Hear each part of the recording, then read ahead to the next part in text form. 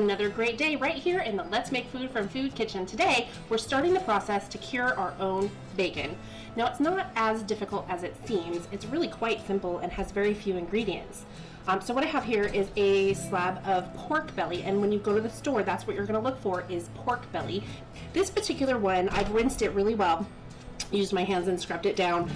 It still has the skin on it, and a lot of times that's going to be the case, and we want to remove the skin. So I'm going to start that process, and then I'll start talking a little bit more because this takes a few minutes to do, and hopefully I can talk and de-skin at the same time. We'll see. So I have a thin knife here, and I've already started it. You're just going to find a spot where you can lift it, and let me turn it this way and see if you can see it. It's kind of difficult to do it from this angle, but we're going to try. So you're just going to kind of, just like filleting a fish if you've ever done that before. Watch your fingers. The skin's really tough. It's pretty thick, but you still need to be careful. So you just want to keep lifting, and you're going to take your knife and kind of cut, not upwards completely, but at that angle where this is going to fall back, and what you're going to have left is this. So it's going to separate, and you can use this skin for other things. So I'm going to remove it and then probably freeze it until I decide what we're going to make with it. One of the other things to note is that most of the good bacon that you get from the butcher or the meat case at the grocery stores, it's expensive. Have you seen the prices? Good bacon's running you like $8 to $10 a pound. And I was surprised at how much this was. I was really looking for a big, like 5-pound slab. I went to 4 different stores before I found any pork belly. And this is the only size they had. They had little less than 2 pounds. Otherwise, I would have gotten a big 5-pounder to make some bacon from a freezer. But that's not how it worked out. So next time I'm downtown Nashville, I'll go see if I can find a supplier. So this is what this is going to look like. It's a little thick. I got a little more fat on this part than I wanted, but that's just how it goes sometimes. So I'm going to set it aside. I'm going to turn on my kitchen scale. You really, really need a kitchen scale for this. You can go by measurements in terms of teaspoons and things like that, but preciseness in this particular case, just like the rashers, it's pretty important. So I've got it on. I've set it to 0. I did cover it with some plastic wrap just because it's going to be easier to clean up, but I just throw it away. And I'm going to weigh it in grams. And I have a piece of paper and a pencil, and it's 678 grams. Wrote it down. Why is that important? Because we are going to use that weight to calculate everything else that we need. So I've got the calculator open, and I want to calculate everything in grams. So your pink curing salt, you want 0.25%. Your kosher salt, you want 2%, and your sugar, you want 1.5%. Filtered water, 50%. And don't worry, all that stuff is going to be down below in the description. So we have our weight, 678 grams. We need to get our curing salt, kosher salt, sugar, and our water measured out in grams. I've already done the math because you don't need to see me struggle and make all the faces that I make when I'm doing math. So get rid of the phone, bring the scale back. I want to put my container on here and zero it out, making sure it's still at grams. So I want 339 grams of room temperature or warm water, and this is just filtered water.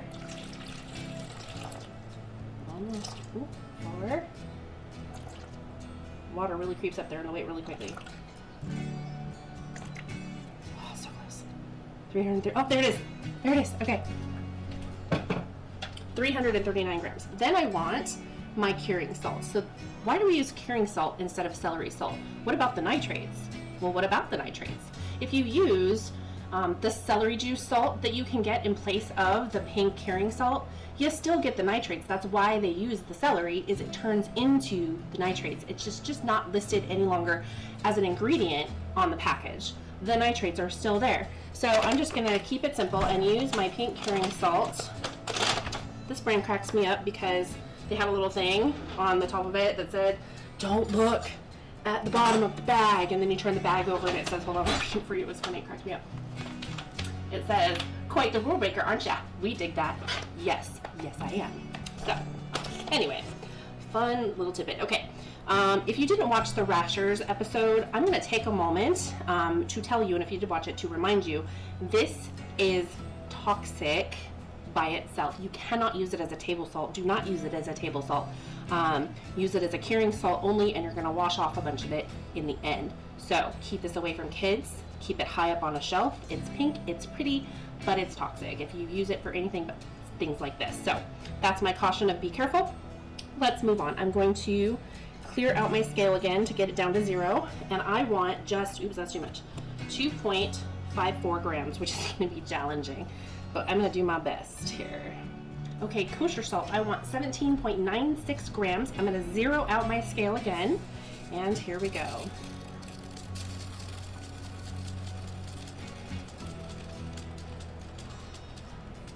Once I start getting close to my number, I'm going to slow it down and just try and get it as close as I can. Okay, good with that. And last, for the dry stuff, we have sugar, and this is just my organic sugar, and I want to 0 out my scale again. Don't forget to 0 out your scale again, or you're going to be doing some math, some additional math. 15.26 grams. So here we go. And you can use brown sugar if you'd like. I know a lot of people do. This is one of the most basic cures for bacon.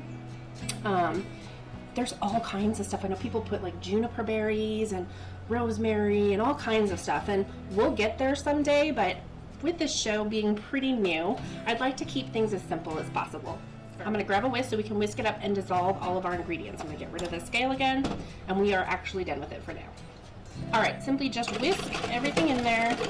It'll take a couple minutes to dissolve, so just be patient. You don't want to put this in here until everything is completely dissolved. We're going to take our pork belly and we're just going to place it in there. We want it to be completely submerged.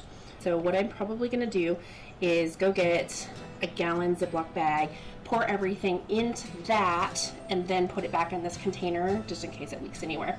And then we're going to leave it in the fridge for a full 7 days. The absorption rate of this is slow, so we want to make sure that we give it that full 7 days. Once those 7 days are up, we're going to take it out, we're going to wash it off really well. You can optionally coat it in some lovely cracked pepper, and then you have a couple of cooking options. You can bake it, or you can smoke it on the grill. So that's what you can do, and I'll see you in a week. It's time to finish our bacon. I've taken it out of the fridge, I've rinsed it off thoroughly, I've gotten it into any of the nooks and crannies and just kind of rubbed out every little bit of salt. We want to get all of that rinsed off. Patted it dry with a paper towel. I took my baking dish and sprayed it lightly with some cooking spray.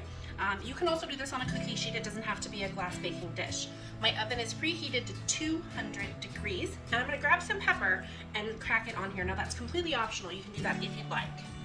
So all I want to do is just coat the top of it in a nice layer of cracked pepper.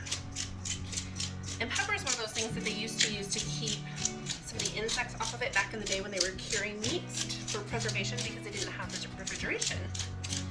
So that's a really good coating for me. And that's going to do it.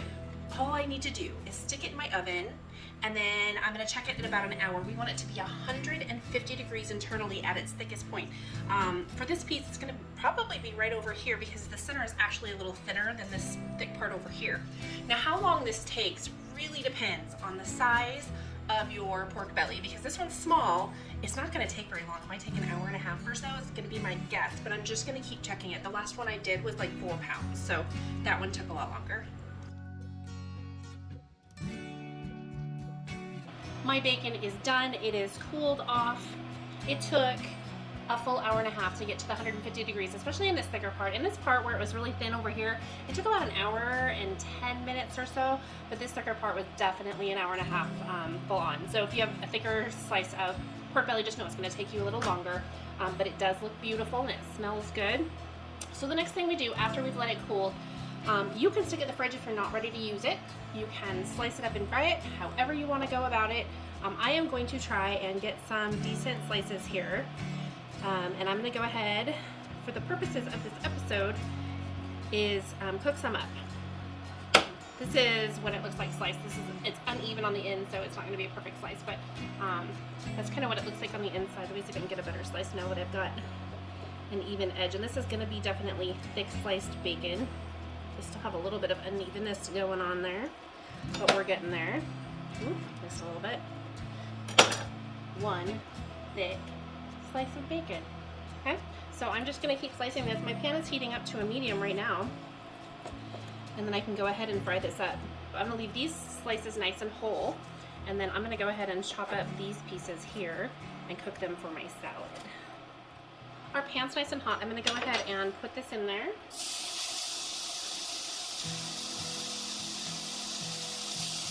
And let it start frying away.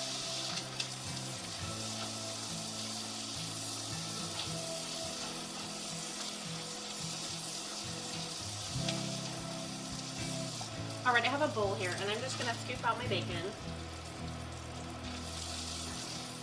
and let it cool off before I put the lid on and stick it in the fridge. And of course, I'm going to taste it. Here's my cooked bacon. If you have any questions, comments, thoughts, ideas, things you'd like to have me make on this show, let me know what those are down in the comments below. From my kitchen to yours, let's make food from food. That's one boy puppy.